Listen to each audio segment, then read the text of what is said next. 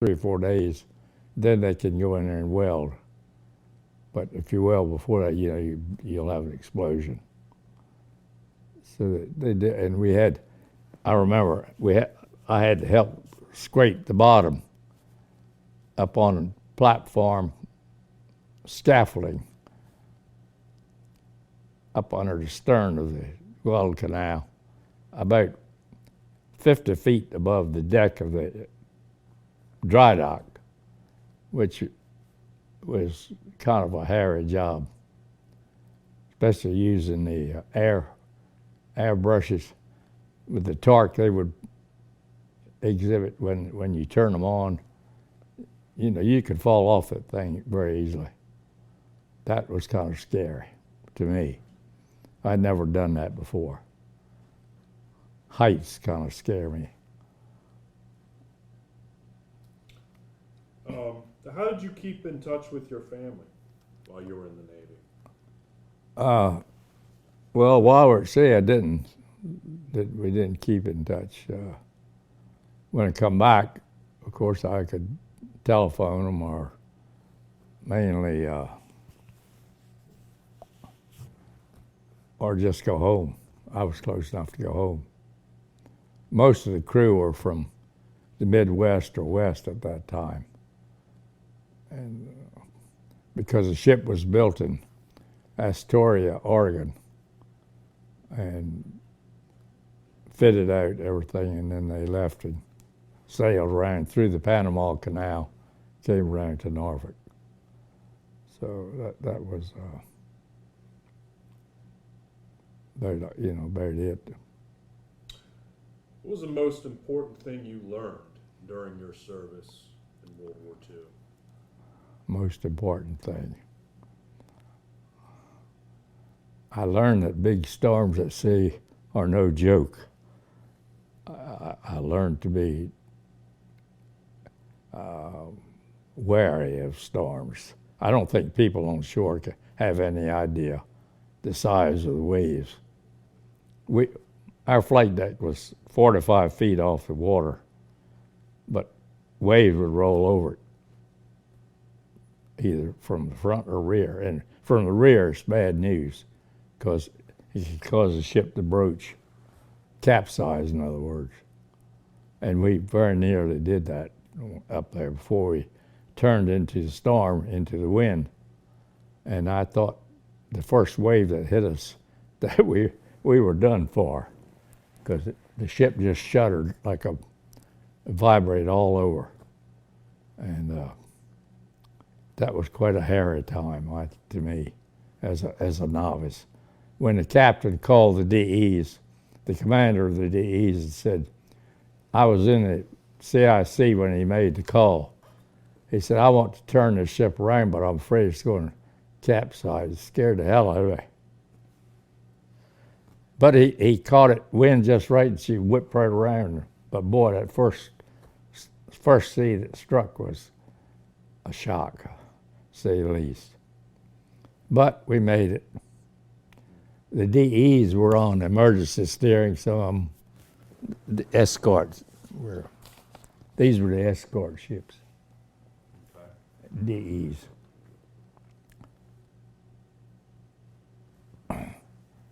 Commander Hall was in charge of those that flotilla. Mm-hmm. That was an organization of reunion. That I went to Chicago one time, and last time I went was let's say I was 93, so that was 6 years ago in Chicago, and they quit having them soon after that because everybody got so old they weren't coming. We only had half dozen people there, I guess, and the last reunion that we had. Then we voted not to have them. So that's the only one. When you were shipmates, Oh, well, what did y'all do? I'd go ashore, of course, and just, go to movies or go somewhere like that. Go to restaurants, eat in restaurants a lot, quite a bit, and things like that. A lot of those guys were kind of wild.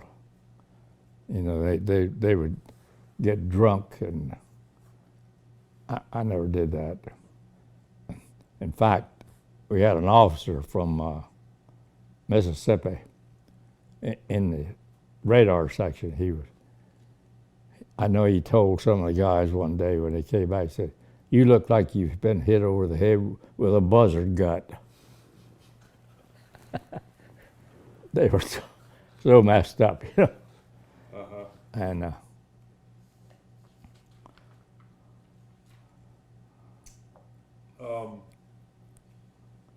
How would you describe your leadership? leadership, Yeah. I would say it was good.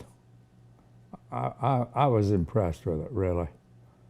Maybe I was young and very impressionable. I don't know, but I thought the officers were good, and the personnel that enlisted personnel were reasonable guys, except for one. I remember we had one. Well, in port, radar was a new thing. In port, we guarded the radar 24 hours a day with loaded 45 on our hip. Well, I don't think that was necessary, but anyhow, one of the radar operators had a friend that worked in the engine room, and they were not supposed to come into the radar. So that friend of his came up to see him, and the guy told him, said, don't you come in. If you take another step, I'm gonna blow your ass off." The guy took another step. He shot him right through just below the groin, through the leg. And that dent was in my radar, in the radar set when I left. He didn't die, I don't think, but I never did hear what happened to him. And the guy got court-martialed, but that was about it. But I have no complaints. What about your fellow shipmates? Huh? What about your fellow shipmates? Well, I would say that they would be the general run. Some of them I liked, some I didn't. Some I thought were dumber than hell. Not dumb in the sense of intelligence, but poor judgment. But some of them were really good. So I had several friends. I had one in Wisconsin, who died 4 or 5 years ago, and I went to see him one time. But I think they were okay. We had one or two of them I would say was not worth a damn, but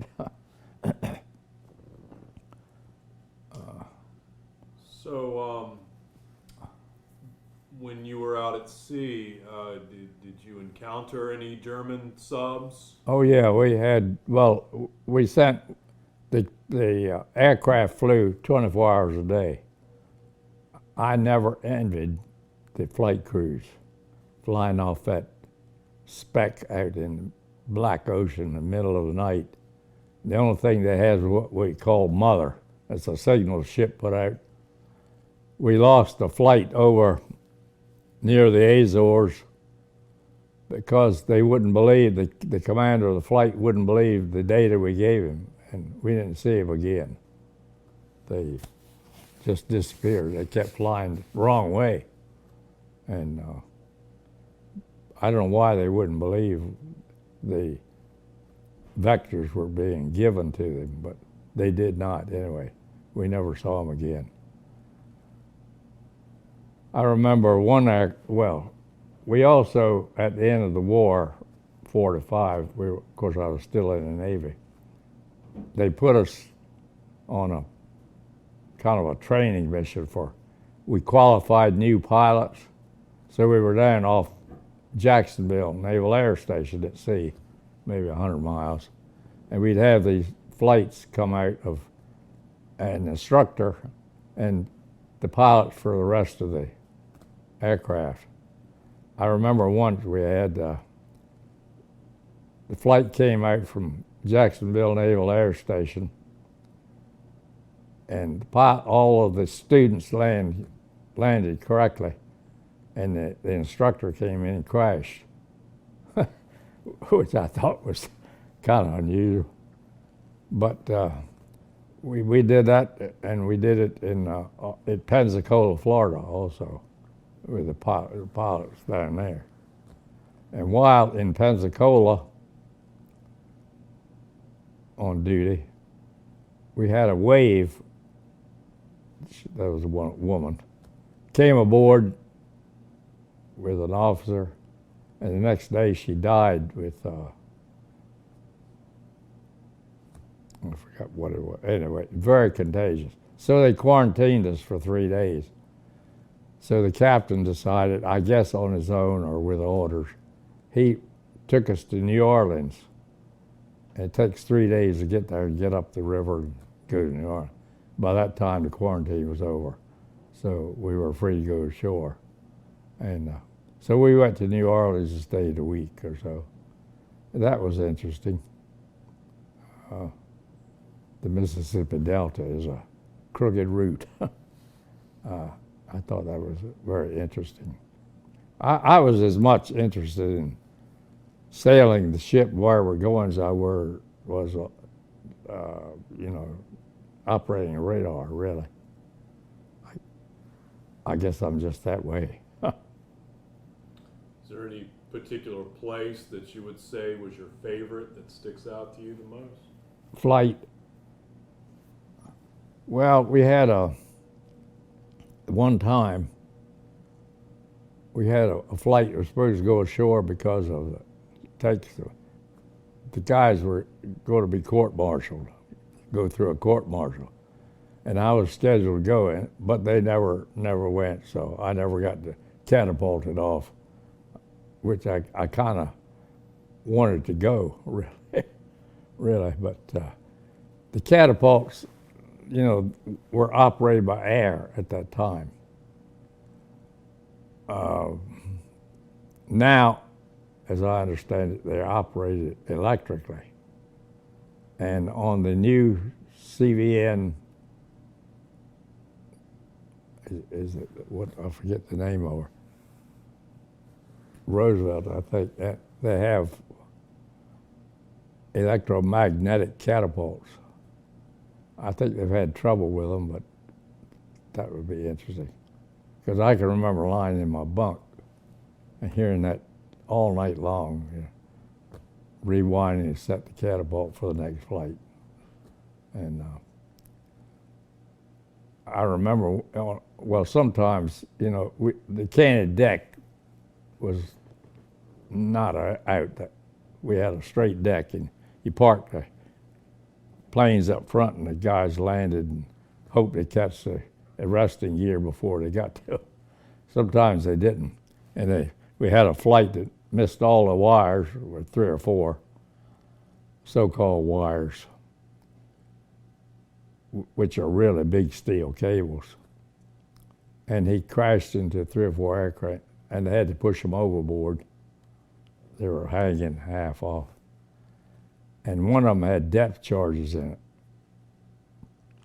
And they pushed it off, and I remember I was in my bunk at the time, and it was a jolt. It scared the living daylights out of me.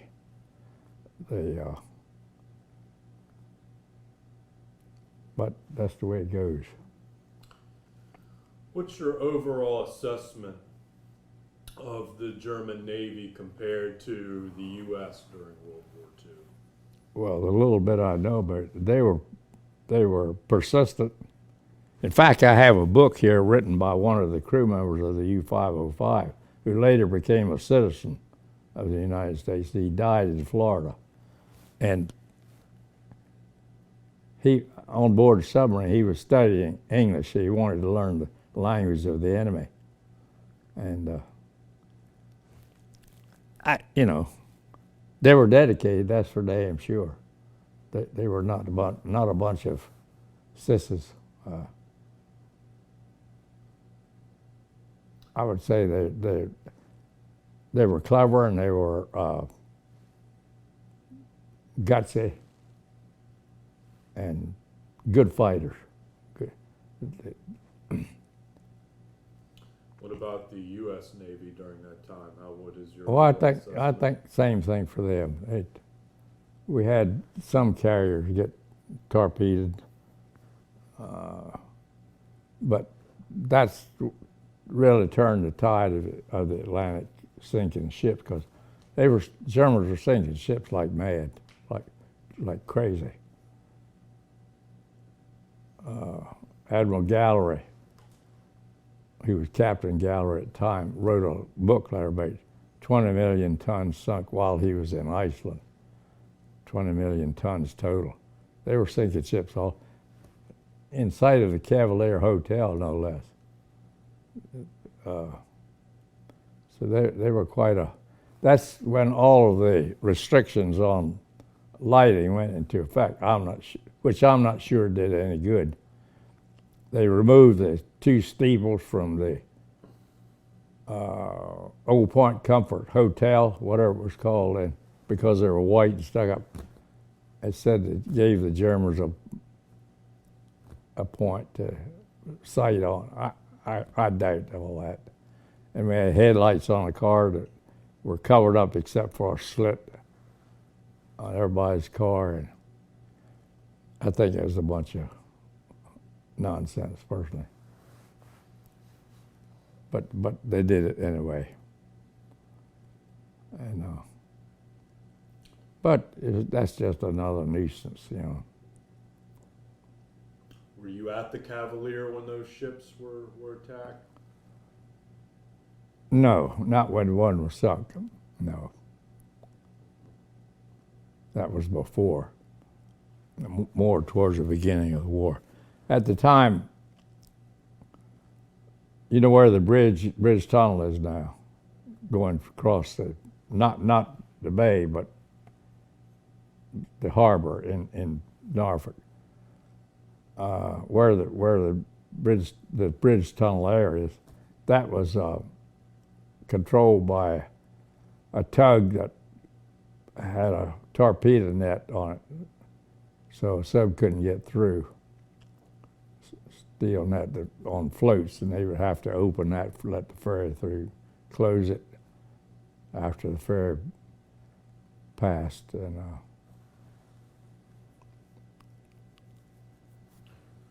So when did you get out of the Navy? 1946. And I spent 2 years in there. what did you do after the Navy? Well, I decided I would go to school on the GI Bill. So I tried several schools, and they were all full of veterans who wanted, you know, under the GI Bill.